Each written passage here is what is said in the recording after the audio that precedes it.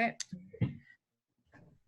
Hello, everyone. So tonight we are just going to do a session on boundaries. Miranda is going to join us, so you should be able to see her picture up in the corner. We're doing this so that we have a little more opportunity for questions and answers, because this will be the first time that Miranda's ever taken this as well. So I think during this time we're having right now with isolation and things like that, it can be really hard to set boundaries in your life. And it's one of the most important times to be able to do that without feeling guilty. So we just wanted to talk a little bit about how you can have those conversations and put some boundaries in place in your life so that we can end all of this.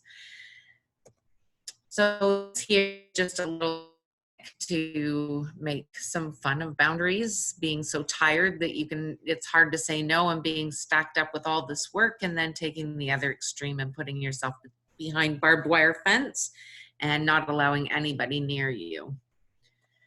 So in this session, we're going to define what boundaries are and why they're important. We'll identify some examples of boundaries, find out what we're responsible for within our own boundaries, and discover how boundaries result in freedom. So this here is a triangle, and in that triangle has your behavior, your thoughts, and your emotions. And when one side of the triangle changes, then the others will follow. I think this is important because when we do try and change our behavior, or well, our thoughts make us try to change our behavior. And then when we try and do that, there's a lot of emotions attached to that, because maybe we've had certain relationships with individuals for a long time where we didn't have any boundaries, and then we have to set them. It's a very emotional thing to do. And all of these pieces play a huge part in setting your boundaries. So what are boundaries and how are they important? So in the physical world, boundaries are easy to see. And they give you a message that this is where my property ends and your property begins. So you might think of fences in our backyard.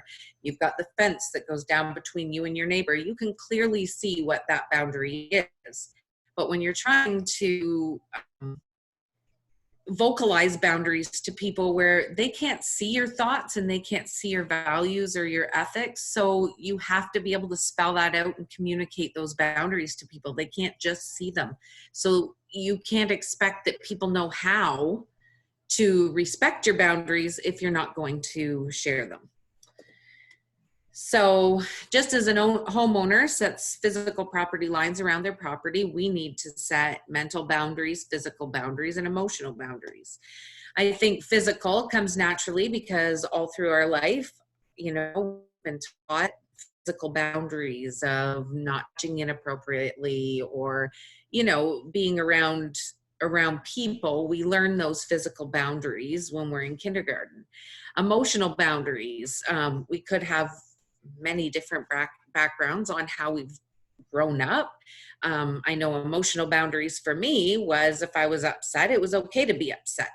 And so I was, and that's followed me through my whole life. I don't have a problem showing emotions or anything like that. But for somebody who's been told that emotions aren't healthy and that you can't cry or you can't show emotions, it's very difficult for them to see things the same way.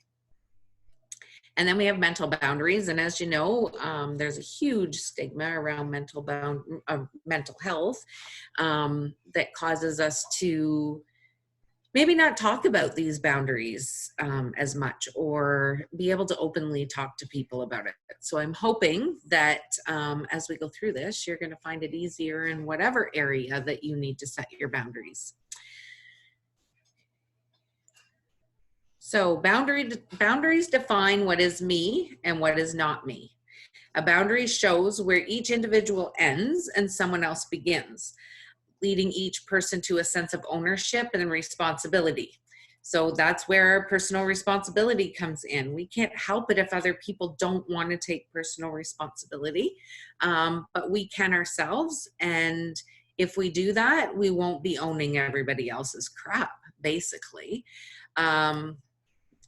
boundaries are to protect us from some of the bad things, bad decisions, whatever it is, by us being able to figure out what our values and ethics are, and then be able to explain to other people what that is and set those boundaries in our life so that we're not getting that icky gut feeling that we get when we have to say yes to something that we really don't want to say yes to. So here's an opportunity. Think of a time when you stuck by your boundary that you've set in a particular area and then people honored it. So I don't know, Miranda, if you can think of anything like what the circumstances were around a bad boundary that you had to put into place and people actually listened to your boundary setting. I think for just kind of like it's not a challenging situation, kind of a given, but like, for instance, when I was planning my wedding, let's just say, you know, you have all of these ideas and you have what you want, but then of course you're going to get the odd family member or friend who's going to be like, wow, what about this? Or I think this is great. This looks awesome. You know, you would look awesome in this, but you yourself know what you want, right? And that really can go with for any situation. So there came a time where I needed to say no, which is very hard for anyone to say. I think you really have to practice. um, no, this is what I want, or no, this is what I've planned, and this is how it's going to be. Um, and then, you know, you might get the reaction back from someone, you know, like maybe starting an argument because you said no and set that boundary. But that's, you know, it's hard not to argue back. But once you're able to set a boundary and someone respect that, it's very empowering. And that was just like a pretty simple example, but meaningful. Well, I think it was cool because your example covered all of my questions. Yeah. How you were able to set that boundary by saying no. And then everybody always doesn't respond in the same way, but we have to stick to that. We have to be able to say, I said no, and not back down. Was there something specific you learned from that experience? Just that, you know, my opinions, beliefs, values matter just as much as the person who's challenging me. You know what I mean? So it doesn't make sense to give in to what other people want or prefer, because we're just filling their values and what they believe in and what they want, and it's not doing anything for us. Meanwhile, it's for us, right? So yeah, just it just makes sense, right? But it's hard in the moment to see it that way. So, like, I know, and I'll share some of the reasons why I have a hard time keeping boundaries strong, and then maybe we could just talk back and forth about that. I find it really hard. Like, I can set a boundary, but then there's certain circumstances around the boundary. Like, well, let's take this week, for instance. It's supposed to be March break. Everybody's stuck in their house. My boundaries are your bed needs to be made. You have to do your homework, not that much screen time, you know, all of those things, the rules or boundaries of our house. And now we're in a situation where how do you stick to those boundaries? Because this situation has changed. There's not as much as the kids can do or be part of that's social. So I'm kind of asking them to go against all of the boundaries that we had set. So I think that those sometimes are reasons that you might not be able to keep a boundary strong. Your circumstances change.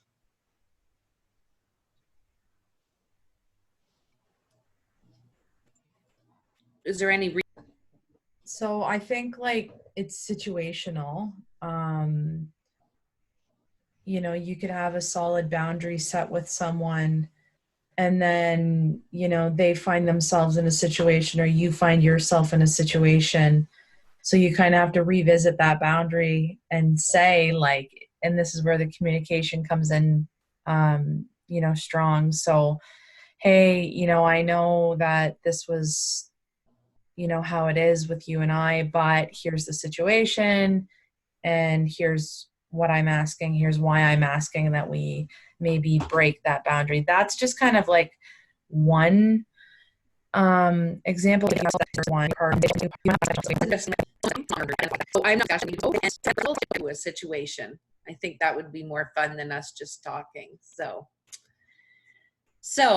now consider the list of boundaries from another perspective. Which boundaries, when set by other people, do you need to do a better job of honoring? So let's open this up to a discussion between Miranda and I.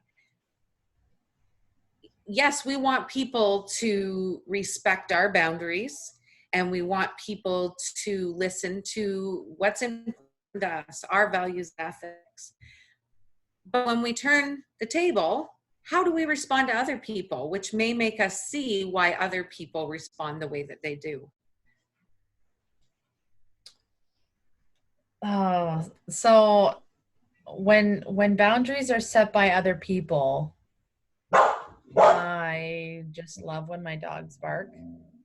When boundaries are set by other people, do you need to do a better job of honoring? Oh man, like I don't know, right? So I don't know if I'm crossing any boundaries until we've talked about it, right? I don't know. Like there may be times that I cross boundaries to maybe better, because it's more convenient for myself, right? Um, Whether I'm, aware of that or not, I can't confirm or deny if I've been aware of times that I've crossed boundaries. But I think Has that's anybody ever set a boundary with you that you can think of from your past? Like just a situation that happened in your life where somebody set a boundary, and I'm sure that they didn't use that language, because this is a language that we've learned through learning about boundaries and what that means. But was there a time that somebody told you something that they disliked happening to them, or disliked talking about, or when you're trying to set boundaries to make yourself comfortable? Is there any situation that you can think of that happened in your life that you would, maybe now that you look at it, didn't do a very good job of honoring that boundary? um I would say, so I tend to have a lot of friends that are not in my age range. And I like to, I'm a night owl. Um, I've, I guess recently, it's been a while, I've been working on like trying to be more social. So I enjoy, going out and chatting and meeting people and being social, which was something I shied away from a lot. Um, so there, I guess a time is when I was asking a friend to, come out every night. Every night I wanted to, and finally, after a few days, she said, I'm really tired and I just have to go to bed. So I'm not going to go with you. And I expected her to, because I just expected her to. But when she set that boundary, I didn't take offense. Like I wasn't angry. I wasn't upset.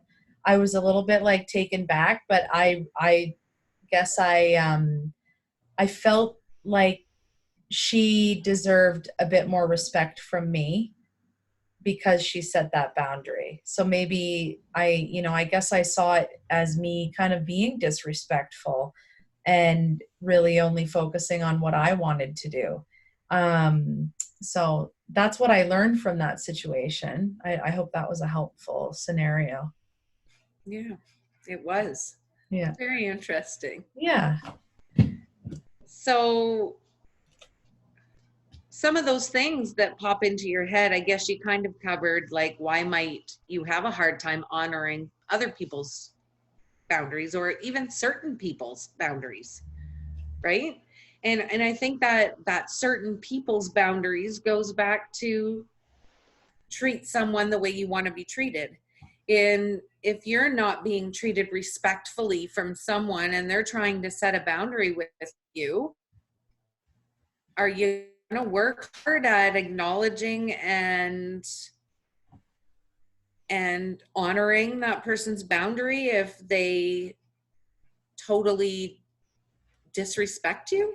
I don't know. It'd be hard. Mm-hmm.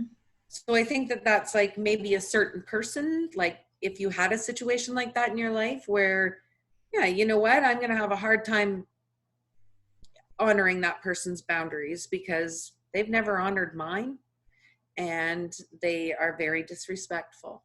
So I think times like that is when it's hard, or when it's hard is like if you've known somebody for 40 years and you finally find out what a boundary is, and that's what happened to me. Um, before I started working in mental health, boundary, like what is that even? And then I realized, you know what? I need to set boundaries in my life, boundaries where I'm having those connections with friends um, and people in my life that don't have to include parts I don't want it to. Those parts that I don't want to be part of the conversation. And that's in setting your boundaries. So I guess sometimes it's difficult to do that with close people that you've spent years never setting a boundary, and then all of a sudden you change as a person and nobody knows what to do. And I think the reaction is just a little bit harsher from the individual because you've also surprised them. Mm-hmm. Right? So I think those people would probably be hard as well. Yeah. The last question on here is, what will you do to be more respectful of the boundaries of the people in your life?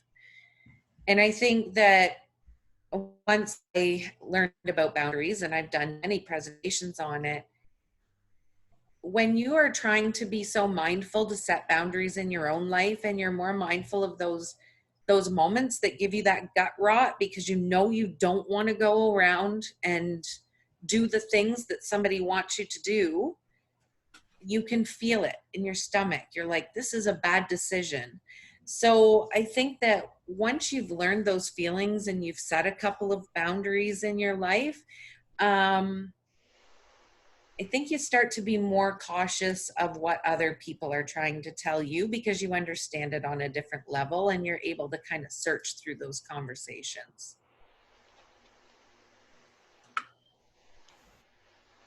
So creating healthy boundaries. So some of these it's hard to hand out homework on here. So it's not really homework. It's just things that I would really like everyone to think through on how you can change the way you think about boundaries, how you can create them. So I'm going to leave this on the screen for just a minute and I'll read through them. And if you can try and keep this in the back of your mind and ask yourself these questions, or if you have time to write them down, whatever it's going to be, go through these. These are just personal questions. And then when you come up with maybe some questions for us as a peer team or under the video, just shoot off your questions and we'll try and help you to think through what those are. So what do you tend to do with your feelings, especially anger? Do you ignore them or do you let them be in charge? Or do you do something differently? Maybe you have a coping strategy so that neither one of these are the choices. So that would be really cool for you to be able to look at how you would react. What do you think you respond? Sorry, why do you think you respond in the way that you do? Do you think that it's a trigger? Is it something from your past that makes you reply like that? Is it the fear of standing up for yourself? You don't feel confident, you don't feel smart enough. Whatever it is, why do you think you feel those feelings? Which attitudes and beliefs do you hold that may cause you to make poor decisions that you normally would not? So this is where I was talking about, you know, somebody asked me to do something. So say I had plans to take my kids to the park and a neighbor was in need. So the neighbor came to me and said, hey, I need you to do this. I would get this really bad gut feeling in the bottom of my gut, because now if I say yes to this, I have to go and tell my kids that I have to cancel plans for them. But I'm also a helper and I really want to help that neighbor, and she seems like she really needs my help right now. So you get that gut feeling because you're kind of stuck between two decisions, and how do you deal with it? And I mean, there's ways to get out of that. There's ways to make everybody happy. You can say, you know, actually, I have plans. I will be done by 5 o'clock. I would be happy to go and do that for you. Or sometimes if you have an incredibly thoughtful family that maybe they're not seeing it as work, but they're seeing it as a good deed for somebody, then your kids can be involved in that and come with you to go and do that. And then you can extend your time at the park after, or whatever you do. So it's just about like figuring out, what beliefs do we have? My belief says that if I make a promise, I'm going to keep a promise. But I have to make sure that I'm not making poor choices of breaking promises with one person to make somebody else happy. What will you do to change those attitudes and beliefs? So learning about boundaries is a good start. Taking other courses. I'm really looking forward to hopefully being able to do a course on communications. How do you communicate? So that's just a personal question for you to be able to answer. Are there choices you have made in life where you did not take personal responsibility? I'm sure everybody has an answer to that. Like everybody has a moment in their life where they don't choose to take personal responsibility. And I, from looking through the news feed on Facebook, yeah, we're having a pandemic, but can we blame everything on it? Or do we need to take some personal responsibility to make our own lives better? Because the pandemic is not going to do that. So that's just a little example of personal responsibility. Who or what are you blaming for those circumstances in your life? So as I said on the news feed, everybody is blaming the pandemic for their situation. And I get that that has been a cause of all of this, but how do you turn that around and look at it differently? Have there been times when you've been caught up in valuing the approval of others? Do you decide to go along with something because you want to be part of the good crowd, or you want somebody to think the best of you? Like, why are we worrying about what other people think? It's really about being happy with who we are. What lessons did you learn from that experience or from seeing someone else caught in that trap? So maybe you don't remember a time where you were caught valuing the approval of others. Not everybody will. But have you ever seen it happen to somebody else where they're trying so very hard for attention? They're trying so very hard to make their group of friends accept them. I mean, you've seen it in every teenage girl movie where one girl sits in the lunchroom by herself and she does everything she can to make sure that everything that she values, which probably aren't her real values, she's acting so that these people will accept her, right? So thinking of it kind of in that way as well. Where in your life today do you feel you would benefit from limiting your exposure to someone? So is there somebody in your life that you need to set a boundary with because they're constantly around, they're constantly texting, they're constantly emailing, they're constantly doing this? I mean, if that person is constantly doing those things and you're feeling that resentment, I'm now beginning to resent this person because my phone is blowing up every 5 minutes and I don't want to deal with it anymore. those are times where you need to limit that exposure and where you need to set those boundaries so that that resentment doesn't start to affect your friendship or your relationship as like siblings or grandparents or work, right? Sometimes with work, things can get overwhelming and you may hear too much, and you're not setting the boundary of not checking your email at work after a specific time of your work hours. I mean, all of those things would be limiting exposure, right? What's keeping you from doing that? Are you feeling like, I know I have this thing called superwoman syndrome where I feel like I have to be everything to everybody all the time. And when I set a boundary in my life and I'm not available at the drop of a dime, or I'm not available to run and do this as soon as you ask me, and I say, I need you to hold on a minute, I need to finish what I'm focusing on, I feel like I just got knocked off my pedestal and I am a horrible person, because that's who I've been for so long. So a lot of times it's your own feelings that you need to look at in times of setting those boundaries, because I've had the feedback that nobody's really noticed. Like, they've noticed I've set a boundary, but it hasn't ruined any of those relationships. And I think that we start to second guess and thinking through things a lot and thinking that we're doing something wrong. So just trying it and then asking people, and that's part of the communication. Asking people, did that come across right? Was that okay? You know, I have to set this boundary because I'm struggling. However you have to do it, have that conversation so that you can get the feedback as to how somebody felt. Because when you find out that they're not reacting in the way you expect, it makes it easier to be able to set those boundaries. Name one area in your life in which you feel you would benefit from setting some boundaries.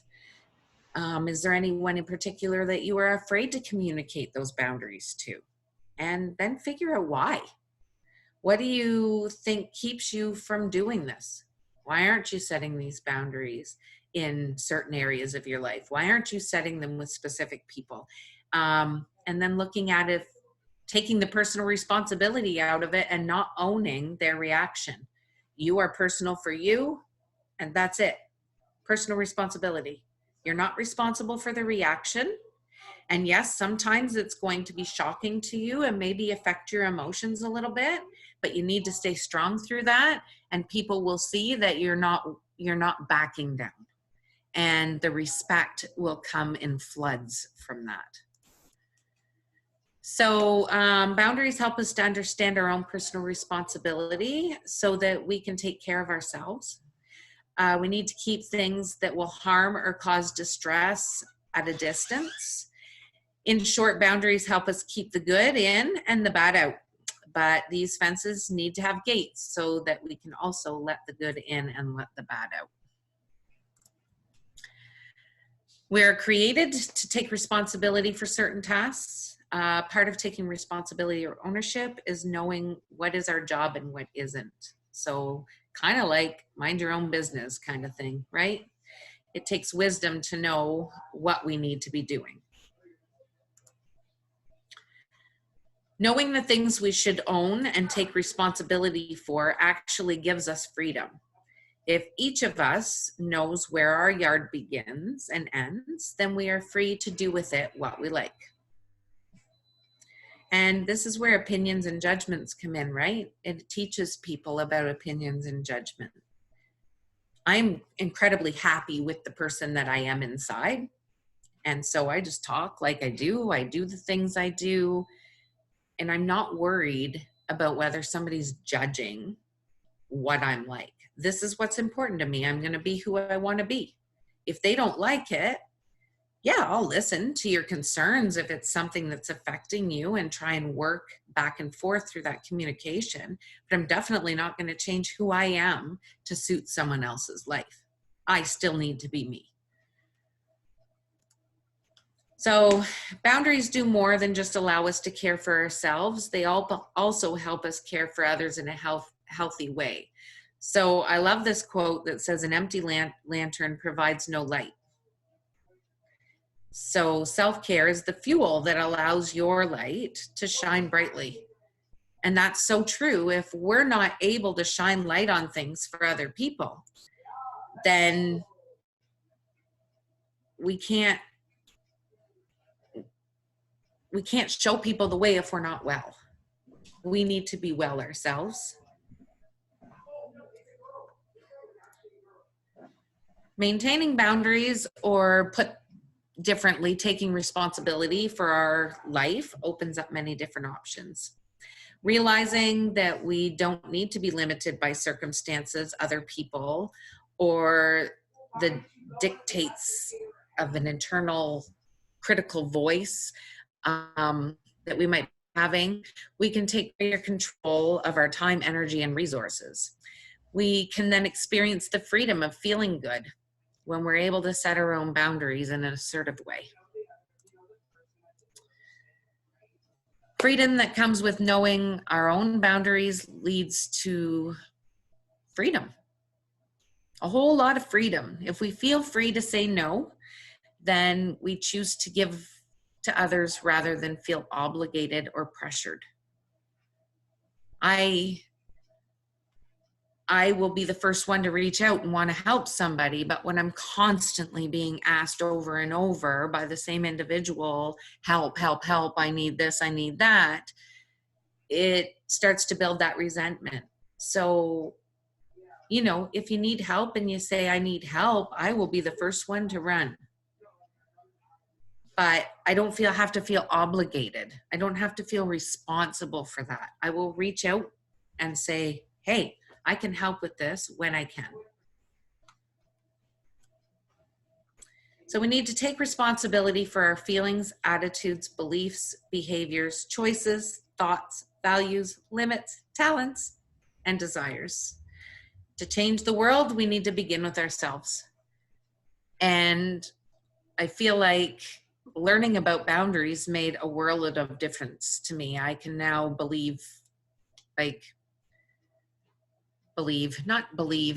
honor my own feelings and be able to take responsibility for them. And I think that in passing on this message, we can change the world, because the world will then be more familiar with how they are as people. When you learn to trust and believe in yourself, you will know that you are doing the right thing.